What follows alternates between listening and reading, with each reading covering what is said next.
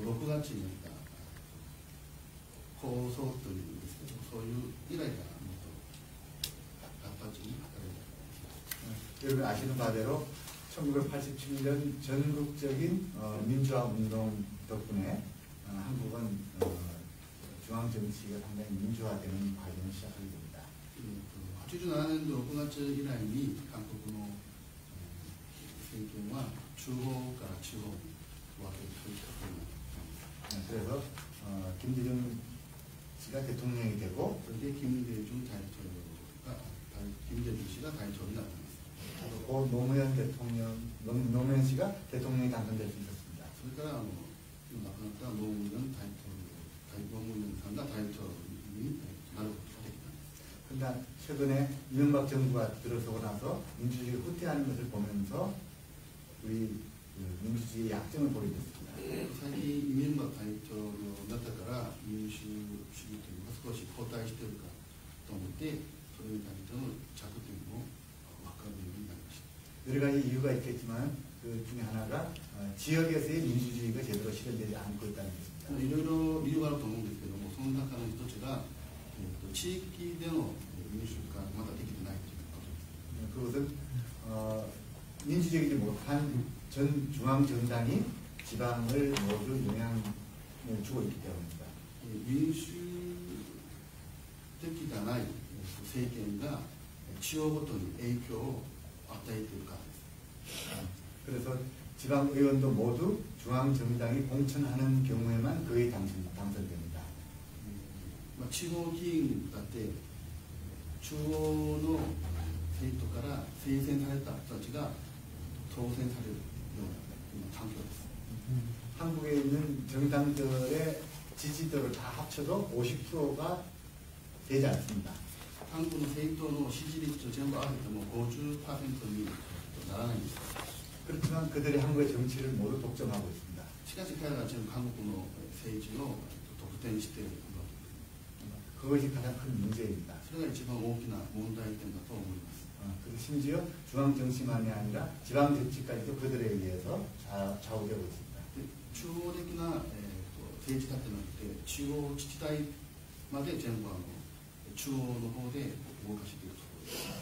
아마 그것이 앞으로 한국 사회의 민주화를 위해서 또 지역 사회의 지속 가능한 발전을 위해 가장 중요한 과제입니다. それが一番、大きな課題だと思うんですけども、中央でも地方でも民主化のためにも一番課題を持っている。 그것은 풀뿌리가 튼튼하게 내려지지 않으면 좋은 나무가 되어서 열매를 맺을 수 없기 때문입니다. それは根がちゃんと下ろさないと、木が、成長できないものと同じです。 한국에는 역사적으로 이런 밑으로부터의 민주주의를 실현했던 적이 있습니다. 한국은 歴史的に下から民主主義を発展していた地域があります。 그것은 1894년 동학혁명 때, 밑으로부터 집간소나 이런 자치 조직을 통해서 도시의 정치를 좌우했던 결정했던 때가 있었습니다. 1894年、同学というんですけど、その時に地方から中央まで影響を与えるようなそういう働きがありました。 그러나 그 당시에 일본군과 조선중앙군에 의해서 모두 압살됐습니다. その時の、人たちは、日本軍と韓国の、軍によって全部殺されました。 그리고 1945년 해방 후 건국준비위원회라고 하는 자치적인 조직이 또 전국적으로 생겼습니다. 1945年、建国準備委員会という地方自治団体が立ち上がりました。 그러나 그 역시도 미 군정과 그 당시에 한국의 지배 집단에 의해서 모두 압살됐습니다. それもアメリカの、軍事政権と中央、支配者によって滅ぼされました。 그리고 또 한 번은 4.19 혁명을 통해서 1960년 4.19 혁명을 통해서 그런 가능성이 분출되었습니다. もう一つは60年度4月19日の革命を通してそういう見込みが少し現れました。 그렇지만 그 당시 중앙정부의 무능 속에서 군사 쿠데타에 의해서 또 진압되고 말았습니다. その時中央政府のものによってまた軍事クーデターによって滅ぼされたんです。 그 이후 박정희 정권은 지방자치를 중단시켰습니다. それからパク・チェンに前に大統領なんですけども、彼によって地方自治団体ということがもう全部なくなってしまったんです。 통일이 될 때까지 지방자치를 중단한다는 결정을 해서 30년이 지났습니다. 統一されるまで地方自治体を中断するということでもう30年経っております。 자마치 30년이 넘도록 지방자치가 실시되지 않았습니다. 30年近く自治団体、地方自治団体が実施されなかった。 또 30년간 중앙 집권적인 지배와 중앙 집중적인 개발 정책을 진행했던 시기입니다. 30年間中央的な力を入れて、今働いて 그래서 아까 말씀드린 87년 6월 항쟁 이후에 다시 지방자치에 대한 관심이 생기기 시작했습니다. それから87年の9月構想という時からまた興味があってまた働くようになってます。 그래서 1991년 지방의회 선거가 있었고 95년에는 단체장을 뽑는 선거까지 함께 있었습니다. 97年度には議会議員の選挙もあって95年度には 95년도에 전면적인 지방선거 95年度には全般的に地方選挙があったわけです。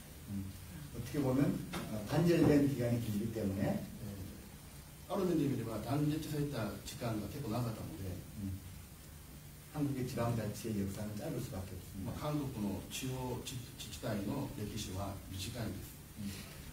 과거에 그 생명적인 전통을 통해서 지방자치를 실시하기도 했지만 過去には革命的な伝統によって知識やったことはあるんですけれども、 모두 좌절되고 全てが挫折されました。 다시 살아나게 되었습니다. また今回蘇るようになったわけです。 그것이 바로 한국 지방자치의 아픈 역사입니다. これが韓国の悲しい地方自治体の歴史です。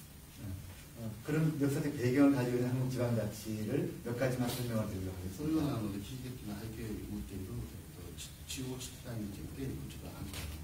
우리가 민주화 운동을 통해서 私は民主化運動を通して 민주화를 통해서 지방자치가 실시되었지만 地方自治体が実施されたんですけれども 아직 시민들이 스스로를 자치 역량은 아직도 미약하다고 생각합니다. まだ市民での自らの影響はまだ少ないと思う。 수동적인 인간이 자율적이고 자치적인 인간으로 바뀌는 데는 많은 시간이 필요합니다. 自ら動くのがまだ大変だと思います。 그래서 그런 시간 동안 우리는 공부하고 그리고 실천하는 과정이 필요했습니다. 私はこれほど自分たちがやりたいというところをまた勉強してやるという経験が必要だと思います。 그렇지만 아직도 여전히 정당이 한국 정치를 독점하고 있습니다. まだいまだに韓国の場合は政権上で力を握ってやっている。 특히 보수적인 정당들이 여야 합쳐 보수적인 정당이 한국 정치를 거의 지배하고 있습니다.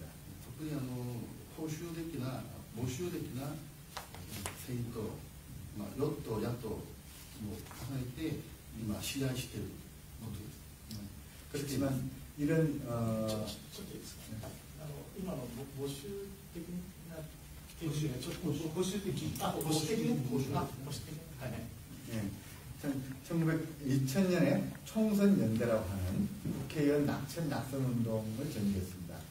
2000年度には 낙천 落選運動があったんです。 이 과정을 통해서 국회의원들을 많이 바꿨지만 この運動として多くの国会議員を変えることができたんです。 여전히 보수적인 정당들이 지배하고 있는 것은 변함이 없습니다. でもその中でも今まで保守的な政党が政権を握っているのがまだ事実です。 그 이후에 이런 그 상황에서 시민운동이 정